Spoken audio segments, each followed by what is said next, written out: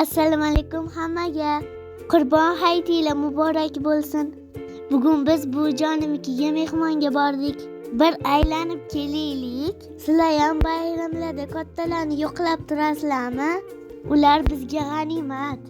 Siz ham tez ko'rgani borib turing. Xullas yo'lga chiqdik va bir zumda yetib bordik. Mana keldik. Buvijonimni hovlilar juda ham fayzli. Buvijonim bizni ko'rib juda ham xursand bo'ldilar va ularga salom berib hayit bayrami bilan tabrikladik va xursand bo'lib quchoqlashdik. Buvijonim bizni yaxshi kutib oldilar. Har xil qiziq gaplardan gaplashib, suhbatlashib o'tirdik. Keyin bizni chiroyli qilib duo qilib qo'ydilar.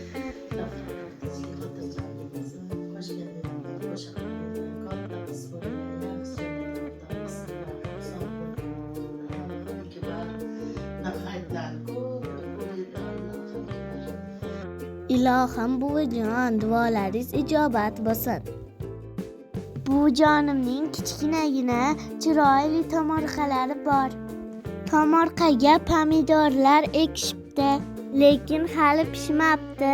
Mayli, keyingi yegunimizcha pishib qoladi. Bu joyda limon daraxtlari ham meva sopdi. Bizni kuzatib borsanglar, keyingi videolarda pishganini qo'yamiz. Buvimning tomorqalarida hamma narsa bor. Qalampir, baqlajon va bolgarskiylarni chiroyli qilib ekib qo'yishibdi. Shunisi yaxshi-da. Ovqat qotganingizda sabzavotlarni uzib mazza qilib ishlatiladi. Bu joyda o'rik daraxtlari ham rosa meva sopdi. Ko'p terib mazza qilib yedik. Danaklarni ham chaqdik. Juda esda qolarli kun bo'ldi-da. Oyjonim ham bizga terib berdilar. Biram mazali.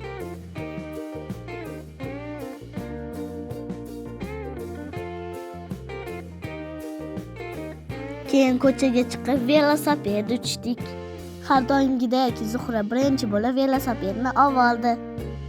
Buvijonimning ko'chalarida katta tut daraxti bor ekan. Bu daraxtni ham tinch qo'ymadik. Mevalarini terib mazza qilib yedik. Buvijonimga ham terib oldim.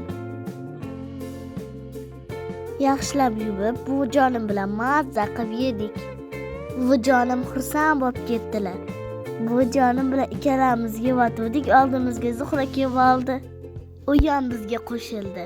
Xullas do'stlar, bugungi kunimiz juda ham qiziqarli bo'ldi. O'ynab kech bo'lganini bilmay qolibmiz. Uyga qaytdik. Xayr, ko'rishguncha. Bizga obuna bo'ling va like bosib qo'ying.